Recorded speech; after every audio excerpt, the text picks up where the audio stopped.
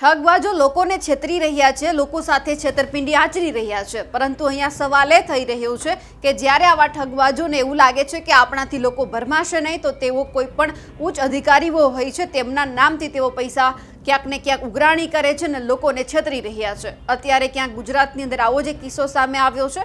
અત્યાર સુધી આપણે એ જોયું હતું કે જે ભૂપેન્દ્રસિંહ ઝાલા છે તે કરોડોનું કૌભાંડ આચરી અને ભૂગર્ભમાં ઉતરી ગયો હતો ને લોકો સાથે છેતરપિંડી આચરી હતી, પરંતુ અત્યારે ક્યાંક એવું લાગી રહ્યું છે કે હવે જે આવા ઠગબાજો છે તે ક્યાંક પાછી પાની નથી કરતા અને જે ઉચ્ચ અધિકારીઓ હોય છે તેમના નામથી બધું જ વટાવી રહ્યા છે।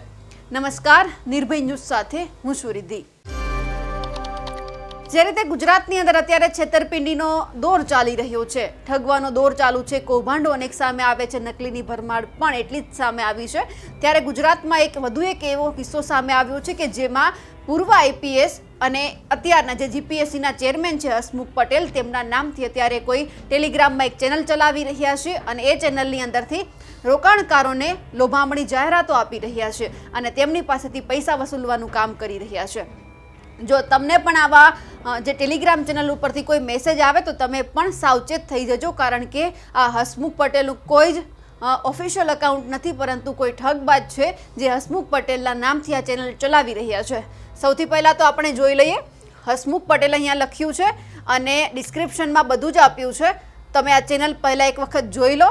આ ચેનલ કોઈ જ આઈપીએસ, પૂર્વ આઈપીએસ કે પછી જીપીએસસી જે ચેરમેન છે હસમુખ પટેલની નથી, પરંતુ આ એક ખોટી ચેનલ છે જેમના થકી લોકોને છેતરવામાં આવી રહ્યા છે। હવે શું મેસેજ અત્યારે વાયરલ થઈ રહ્યા છે, શું મેસેજ આખા ગુજરાતમાં ફરી રહ્યા છે તે પણ આપણે જોઈ લઈએ।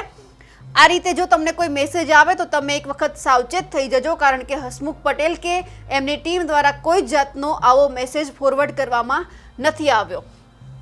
શું લખ્યું છે એ પણ આપણે સૌથી પહેલાં જોઈ લઈએ। તમામ મહત્વપૂર્ણ સિક્કાઓ માટે અમારા ખાણકામ રોકાણમાં આપનું સ્વાગત છે। તમારે તમારા માઇનિંગ વોલેટની પ્રક્રિયા કરવા માટે એક પેકેજ પસંદ કરવાની અને એડમિનને સંદેશ મોકલવાની જરૂર છે। અમારું પ્રમોશન સમાપ્ત થઈ ગયું છે અને આ સામાન્ય રોકાણ યોજના છે। કમાણી 24 કલાકની અંદર પ્રાપ્ત થવાની છે। હવે અહીંયા રોકાણની યોજના બતાવવામાં આવી છે। પહેલી વ્યવસાયિક છે, બીજું પ્રીમિયર છે અને ત્રીજું ઇથેરિયમ છે। એટલે જો તમને કોઈ જ આવો મેસેજ આવે તો તમે એમાં ભરમાતા નહીં, કારણ કે આ ખોટી ચેનલ છે, લોકોને છેતરવાનો આ ધંધો ચાલુ થયો છે અને એમાં હસમુખ પટેલનું નામ અત્યારે ઉમેરવામાં આવ્યું છે। આ એ પૂર્વ આઈપીએસ ઓફિસર છે કે જે એકદમ સ્પષ્ટ ચહેરો છે, જેમના ઉપર કોઈ જ દાગ નથી, તેમ છતાં એક વખત આમની પહેલાં પણ એમનું ફેસબુક અકાઉન્ટ હેક થયેલું છે, પછી એમણે માહિતી આપી હતી અને જો અત્યારે હસમુખ પટેલના નામથી તમને કોઈ જ આવો મેસેજ આવે તો તમે એક વખત ચકાસણી કરજો, કારણ કે એમના તરફથી કોઈ જ આવો મેસેજ આપવામાં નથી આવ્યો। તમે એક વખત આ મેસેજ જોઈ લેજો એટલે તમને ખબર પડી જશે કે આ ફેક અકાઉન્ટ અને ફેક મેસેજ છે। હસમુખ પટેલના નામથી જો આવો કોઈ જ મેસેજ આવે તો તમારે સાવચેત થઈ જવાની જરૂર છે। તમે પહેલાં જોઈ લો, વ્યવસાયિક છે, પ્રીમિયર છે અને ઇથેરિયમ છે। બધા વળતર ચૂકવણીની પુષ્ટિ થયાના 24 કલાક પછી નક્કી થાય છે। બ્રોકરેજ ફી કુલ નફાના 10% છે। ચૂકવણી પદ્ધતિ કોઈ પણ ક્રિપ્ટોકરન્સી દ્વારા તમારે એમને પૈસા આપવાની વાત કરવામાં આવી છે। @હસમુખ પટેલ 1 મહેરબાની કરીને નોંધ કરો કે તમામ રોકાણો સીધા મેનેજરને કરવા જોઈએ, કોઈને જમા કરશો નહીં। એટલે આમાં પણ તેમને ક્યાંક લોકોને એક વિનંતી કરવામાં આવી છે કે તમે એક વખત સાવચેત થઈ જજો, તમારે પૈસા મેનેજરને આપવાના છે, બીજા કોઈને નહીં। પરંતુ આ ફેક ચેનલ અત્યારે અને ફેક મેસેજ છે તે અત્યારે વાયરલ થઈ રહ્યા છે। તમે જોઈ લો, આ રીતે એમના ફોટાનો ગેરઉપયોગ કરવામાં આવી રહ્યો છે, એમના પદનો, એમના નામનો ખોટો ગેરઉપયોગ કરવામાં આવી રહ્યો છે। જે સબસ્ક્રાઇબ તમને બતાવે છે 1279, ડિસ્ક્રિપ્શન પણ આપેલું છે, ઇન્વાઇટ લિંક પણ છે। એટલે તમે એક વખત આ ચેનલ જોઈ લેજો। આમાંથી જો તમને કોઈ પણ પ્રકારનો મેસેજ આવે તો સાવચેત થઈ જજો, કારણ કે તમને આ છેતરવાના કામ ધંધા કોઈક લોકોએ ચાલુ કર્યા છે।